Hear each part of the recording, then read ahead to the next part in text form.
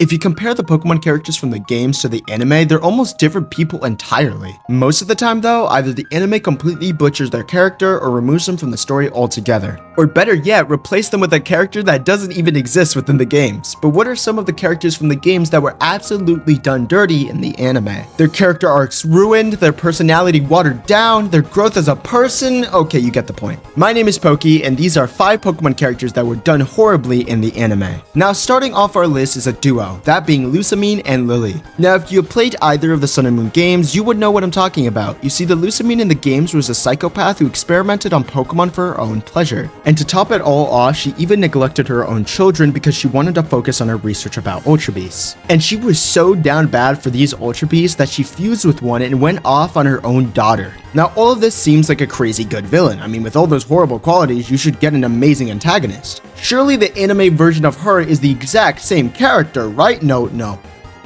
They're completely different characters. The Lusamine in the anime is a much better mother and overall a good person. The only flaw that this chick has in the anime is not giving her daughter and son too much attention while trying to find her lost husband. She isn't even a villain in the anime.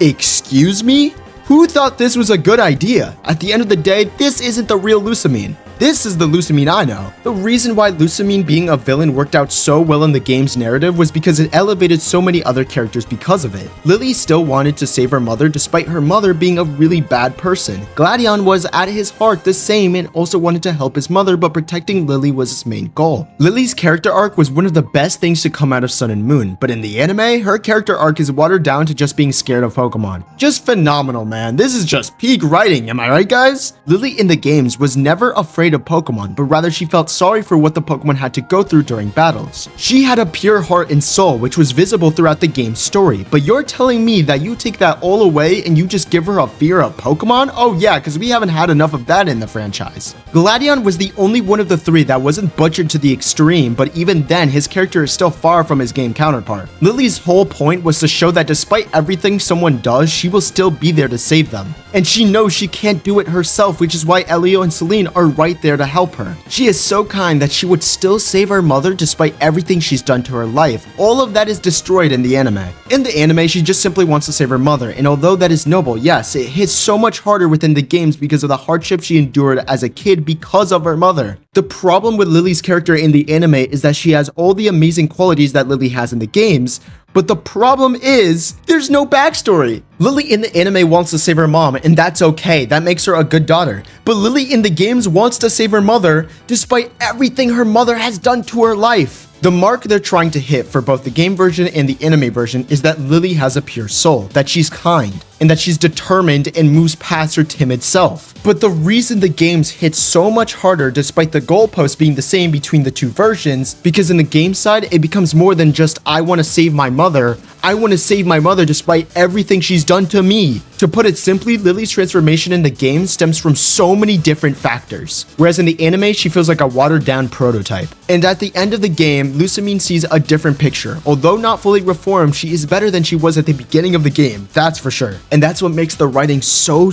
beautiful, because the healing process begins at that very moment. It gives you a slight glimmer of hope that their family will reunite once more. Absolute freaking cinema. I'm going to be doing so many character breakdown videos on Sun and Moon characters, so if you want to see that, be sure to subscribe so you don't miss out. But the coming of age story in the anime is just half of the story that the anime tried to tell. And before you guys type in the comments and try to hate on me for what I'm saying right now, listen up. For starters, I am not saying that Lusamine or Lillie sucks in the anime. If you have only watched the Sun and Moon series, you would have no problems with their characters. But if you have played the Gen 7 games prior to watching the anime, then you will see what I'm talking about. All I'm trying to say is that their characters are much better written in the games, and I'm sure everyone can agree with me on that. And if you disagree, well, you just missed the entire point of their characters. One last time for the people in the back, I do not hate the anime versions, and if you like the anime versions of the characters, that's fine. But don't be trying to say that the anime versions got the character better than the original version, because that's just blasphemy to the absolute cinema in the games. Alright, I'm done, okay? I'm done. Now, I lump the Ether family together since their characters kind of go hand in hand with each other, but that means we still have 4 more characters to go, and coming up next, we have our final Alola character, Hau.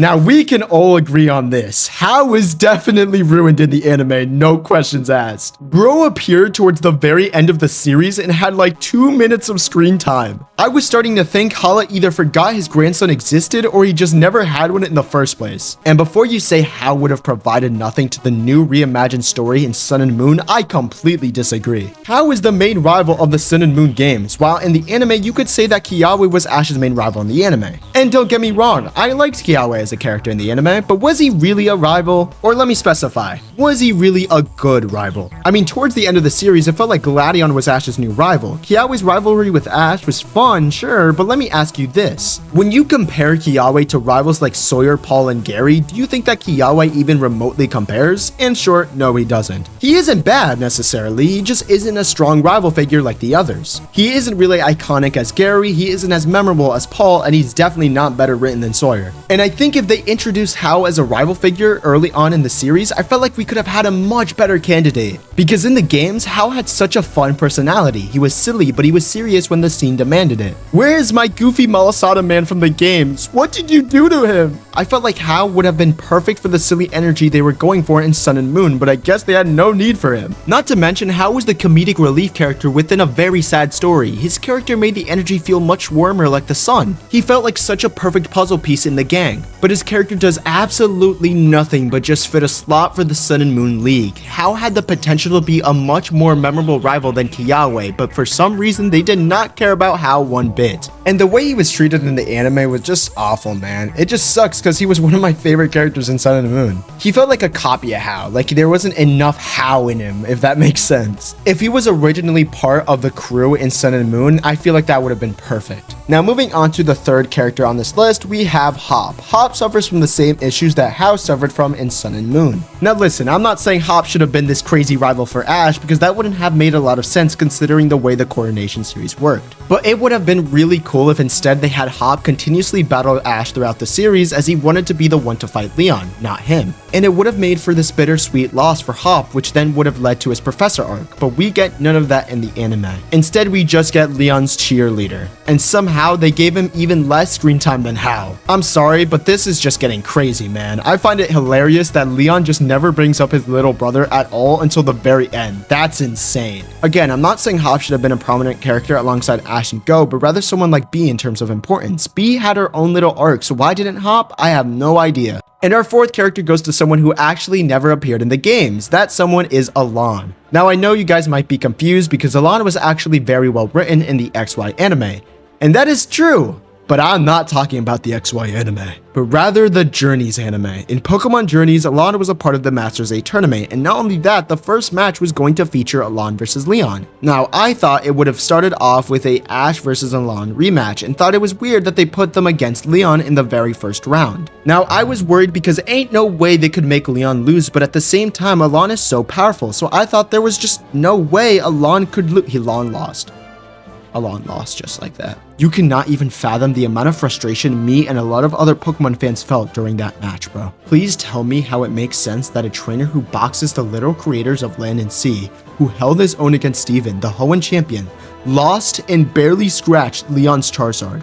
I'm sorry, what? How does that even make sense? Listen, I don't care if they wanted to make Leon the stronger trainer, but how is it that bro lost to Eternatus but beats a trainer who fought legendaries much stronger than Eternatus? Also, yes, I said Eternatus, fight me. All Eternatus did was warp space around itself, which, flash news, normal Pokemon can do that already. So that isn't impressive. Eternatus also got folded by 2 dogs. He is nothing. And somehow the guy that struggled against this Mon supposedly beat Alain? Yeah, no, you're actually crazy for that. Again, if you wanted to make Leon the stronger trainer, at least make it make sense. Now, I could go on and on about this, but I plan on making a full video on this fight later on, so if you guys are interested in seeing that, I recommend that you subscribe so you're alerted when it comes out. It's totally free too, so you don't have to worry about anything like that. But now we are at our final character. That character is arguably the greatest written character in all of Pokemon. You already know his name. And Black and White was hands down the best written story that Pokemon has ever made. No one will deny that, and anyone who has played the games will agree wholeheartedly. The game featured a question of morality, ideals versus truth, and had the two legendaries embody these concepts, with N at the forefront of it all. But when N is betrayed by Getsus, he realized that his broadened view of Pokemon cruelty isn't so black and white after all, hence the title of the games. That's called symbolism. And instead realizes that not all people subject their Pokemon to endless abuse. I can't say that word. I kept that line in just because that was so funny. The realization hit when I was reading the script. But yeah, no, I can't say that word because, you know, the YouTube cops would come after me. Man, I love YouTube. The parallels in ideology was so perfect, and this handsome young man's character arc was done so beautifully well. Flushed it all down the toilet. Watching the anime version of Black and White after playing the games felt like watching a kid's storybook. Reading. As if I was hearing how the story went down by a toddler. N's character is completely ruined. Team Plasma were actual jokes of a villain team in the anime, and we get one of the worst versions of Ash 2 to top it all off. Who wrote this story? I'm so glad that the XY writers actually cooked, because if the Black and White crew worked on the story for XY, oh dear gosh. I swear, the anime will never ever adapt the games one-to-one, and all of these characters are proof of that. And I don't want to hear any excuse like the games feature too heavy themes, it's too violent, it's not PG. Oh, get out of here, bro. If The Last Airbender can do it, so can Pokemon. You could still make a phenomenal story while still being kid-friendly, but whatever, man, I'm done. Obviously, there are more characters that I missed out on, but if this video gets over 10,000 views, I'll make a part 2. But comment down below your thoughts on how these characters were treated in the anime, as I do respond to a lot of my comments. But that's all Yuki wrote, and I will see you guys next time. Peace.